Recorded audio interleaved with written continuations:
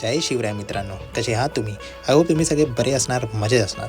तर मित्रांनो, आज आहे माझा पहिला दिवस रत्नागिरी कोकणमध्ये आणि मी आलो आहे पोचरी या गावात. पोचरी हे गाव रत्नागिरी सिटीपासून 30 ते 35 किलोमीटर लांब आहे आणि पहिल्याच दिवशी मी दिवसाची सुरुवात केली व्यायाम करून.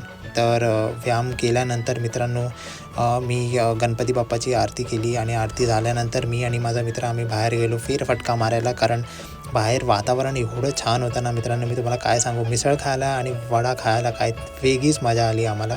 आणि इथे ओसाची सुरुवात झाली आहे. ही कोकणची एक संस्कृती आहे जी हे लोकं पाळतात आणि खरंच खूप बरं वाटलं हे बघून. आणि तुम्ही हेही पाहू शकतात की शेतं किती आहे तिकडे, म्हणजे भाताची शेतं तुम्ही पाहू शकतात. आणि इथे संस्कृती पाळणं म्हणजे कोकणी लोकांकडनं शिकावं असं मला वाटतं. जेवणही खूप छान होतं आणि आरतीला एवढी लोकं आलेली ना, खरंच खूप बरं वाटलं. मित्रांनो, स्टे ट्यून राहा. आपण उद्या परत भेटू उद्याच्या दिवसासाठी.